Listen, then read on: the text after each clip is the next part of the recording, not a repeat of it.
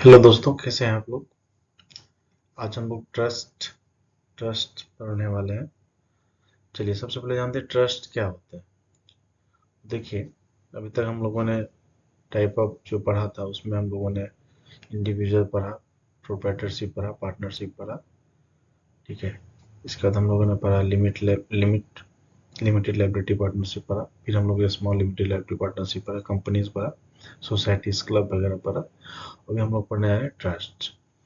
देखिए कि ये एक आदमी है, इसका नाम मिस्टर शर्मा है। ये क्या कर रहा है, इन्होंने एक ट्रस्ट बनाया। क्या बनाया? एक ट्रस्ट बनाया। और इन्होंने क्या किया, 10 लाख रुपए डोनेट कर दिए। अब इन्होंने तो एक ट्रस्ट बनाया और एक डॉक्यूमेंट के साथ बनाया, इसको ट्रस्ट डीड बोलते हैं हम लोग। इसमें सारी चीजें कि ट्रस्ट कैसे काम करेगा, ट्रस्ट के कितने मेंबर होंगे, ट्रस्ट में कौन क्या देख रेख करेगा, सब कुछ इसमें लिखे हुए हैं, सारे रूल रेगुलेशन इसमें लिखे हुए हैं। और ये ट्रस्ट डीड है। उसके तहत एक व्यक्ति को अपॉइंटमेंट किया गया जो कि इस पैसे का देखभाल करेगा, या ये पैसे का जरूरत जहाँ पे है, ट्रस्ट डीड के अनुसार जहाँ पे खर्च करना चाहिए वहाँ पे करेगा। तो ऐसे इसको हम लोग क्या बोलेंगे, ट्रस्टी बोलेंगे। ये क्या हो गया, ट्रस्ट। ये क्या करेगा, hold and manage the money, जो मैंने आपको कहा। और फिर ये क्या करेगा, किसको देगा, ये जिसके लिए ट्रस्ट बनाया गया। इन्होंने स्टूडेंट की मदद करने के लिए ट्रस्ट बनाया, तो ये क्या करेंगे, तो ये पैसा किसको मिलेगा, जरूरत के अनुसार इसको मिलेगा। ठीक है, जो बेनिफिशियरी होगा। तो ट्रस्ट एक व्यक्ति होता है जो बनाता है, एक व्यक्ति जो क्या होता है, बनाता है। तो जो व्यक्ति ट्रस्ट बनाता है उसको हम लोग क्या बोलते हैं, सेटलर बोलते हैं। क्या बोलते हैं, सेटलर। और जो ट्रस्ट के प्रॉपर्टी को ऑन बिहाफ ऑफ मैनेज करता है उसको ट्रस्टी बोलते हैं। और जिसके लिए ट्रस्ट बनाया जाता है उसको हम लोग बेनिफिशियरी बोलते हैं। चलिए, ये आप समझ के अब हम लोग आते हैं इसके डेफिनेशन पे। तो सबसे पहले ट्रस्ट जो है वो जो गवर्न होता है वो होता है इंडियन ट्रस्ट एक्ट 1882 के तहत। ठीक है। इसके तहत ट्रस्ट बनाए जाते हैं और मैनेज किए जाते हैं और गवर्न किए जाते हैं। ठीक है। तो क्या होता है, a trust is a legal relationship. ये क्या है, लीगल रिलेशनशिप है इन विच वन पर्सन किसको, द सेटलर, ये आदमी क्या होगा, मिस्टर शर्मा सेटलर होगा, transfer property to another person या ग्रुप या द ट्रस्टी, मतलब जो ग्रुप है या जो लोग उनके नाम पे क्या कर रहे हैं, ट्रांसफर कर दे रहे हैं property, to hold and manage for the benefit, किसके लिए, बेनिफिट के लिए। और फिर थर्ड पर्सन और ग्रुप जिसको हम लोग बेनिफिशियरी बोलते हैं, जो मैंने आपको समझाया एग्जांपल में। This arrangements is usually created through a document called trust deed, जो कि हमारा ये है। ठीक है। एग्जांपल, अगर कोई स्कूल आपको एज ए ट्रस्ट चलाना है, आप चाहते हैं कि एजुकेशन दिया जाए, ठीक है, और आप इस तरह से चलाना चाह रहे हैं उसको, जैसे मिशन स्कूल वगैरह होता है, ये ट्रस्ट के तहत ही होता है। ठीक है, एक ट्रस्ट ही है। तो आप, वो भी होता है, या आप अपना अगर एक स्कूल खोलना चाहते हैं तो आप वहाँ पे भी उसको सोसाइटी एक्ट के तहत भी उसको कर सकते हैं रजिस्टर। ठीक है। तो ये आप पे डिपेंड करता है कि आपका क्या मोटो है, आप ट्रस्ट क्यों बनाना चाहते हैं। ठीक है। तो अब देखिए कि एडवांटेज ऑफ ट्रस्ट क्या होता है बनाने से। पहला तो एफिशिएंट स्टेट प्लानिंग, दूसरा प्रोटेक्शन ऑफ एसेट्स, तीसरा है टैक्स बेनिफिट। चैरिटेबल अगर ट्रस्ट होता है जो सिर्फ चैरिटी करता है उसको टैक्स बेनिफिट मिलता है इंडियन इनकम टैक्स 1961 के तहत। Help in social welfare, education, medical help, ETC. No court intervention in most cases, तो कोर्ट का कोई इंटरवेंशन नहीं होता है इसमें। अब देखिए ट्रस्ट के जो टाइप होते हैं क्या क्या होता है। प्राइवेट ट्रस्ट, प्राइवेट ट्रस्ट क्या होता है, form for a specific individual और फैमिलीज। आप अपने लिए अगर कुछ बनाते हैं, अपने फैमिली के प्रॉपर्टी को रिलेटेड कैसे उसको होल्ड करना है, या आप खुद से चाह रहे हैं कि आप खुद, आपका जो खुद का प्राइवेट ट्रस्ट हो, आप अपने हिसाब से सब कुछ करें। ठीक है, खुद के पर्सनल यूज के लिए या फैमिली के लिए यूज के लिए आप बनाना चाहते हैं, वो ट्रस्ट होता है।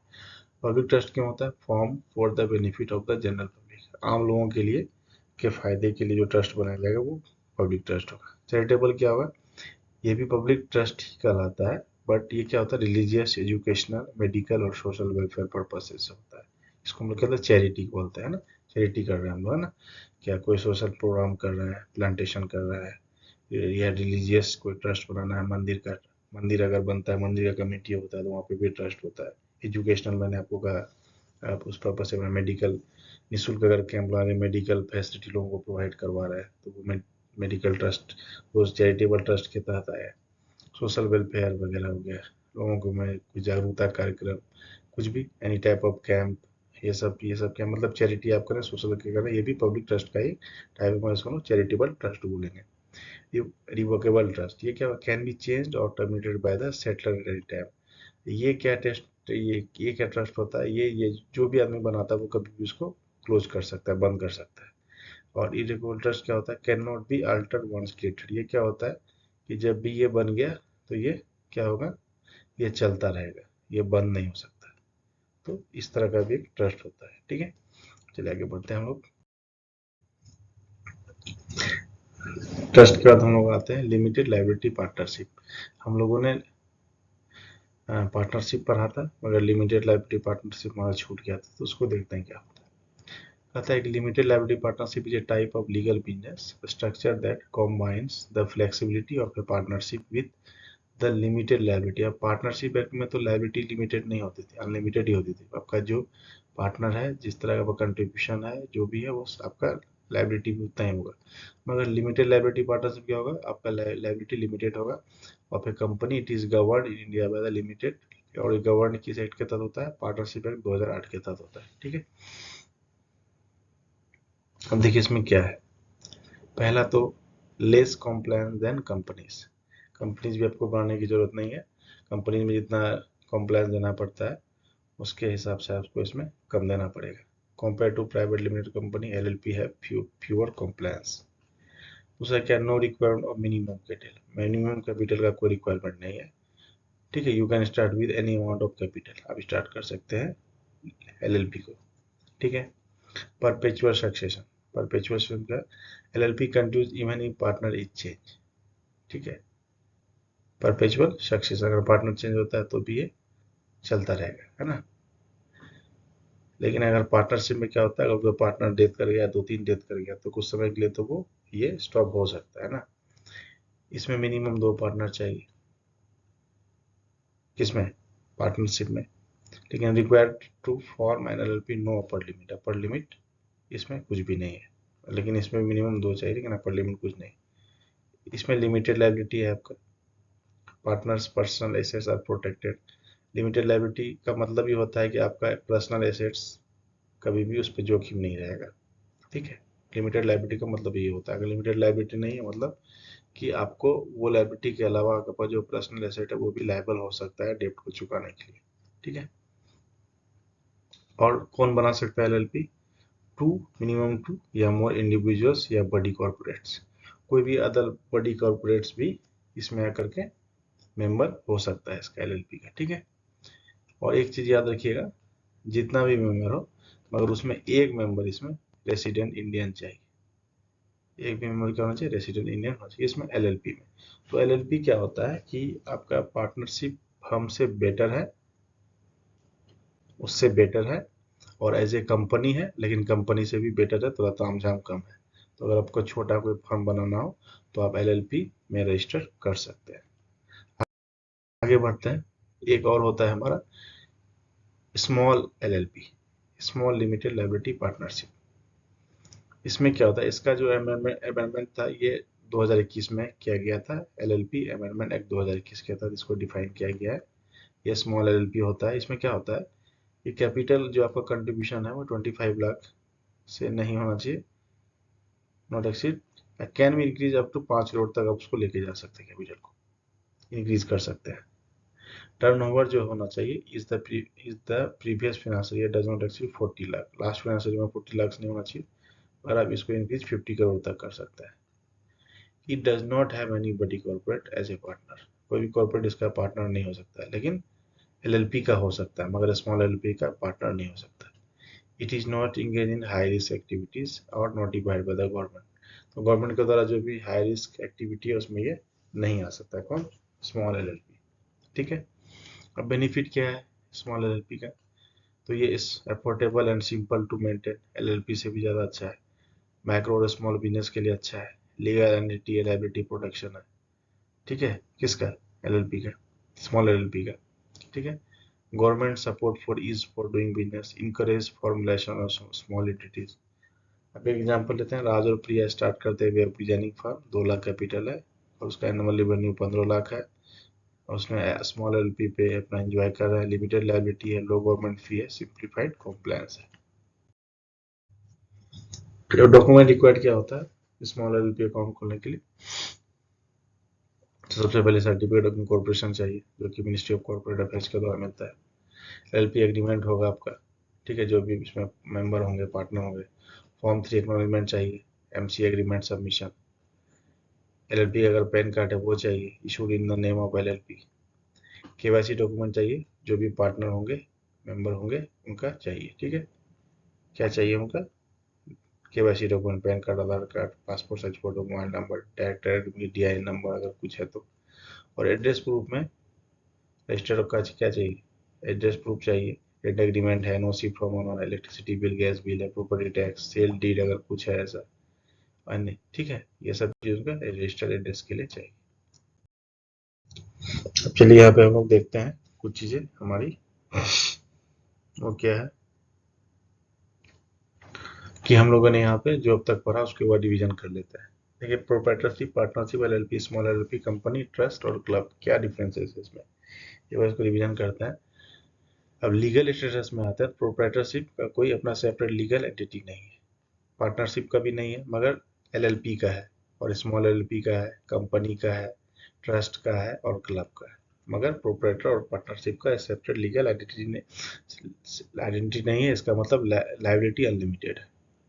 जहाँ पे सेपरेट एंटिटी हो जाता है तो वहाँ पे उनके मेंबर्स का लाइबिलिटी लिमिटेड हो जाता है, याद रखिए चीज़ को। अब गवर्निंग लॉ क्या है? इसका कोई स्पेशल गवर्निंग लॉ नहीं है, लेकिन पार्टनरशिप एक्ट ये 1932 के तहत आता है। एलएलपी आता है, एलएलपी एक्ट 2008 के तहत, मगर स्मॉल एलएलपी आ जाएगा 2021 के तहत, company 2013, trust Indian trust act 1882 और क्लब और सोसाइटी आता है सोसाइटी रजिस्ट्रेशन एक्ट के तहत, ठीक है।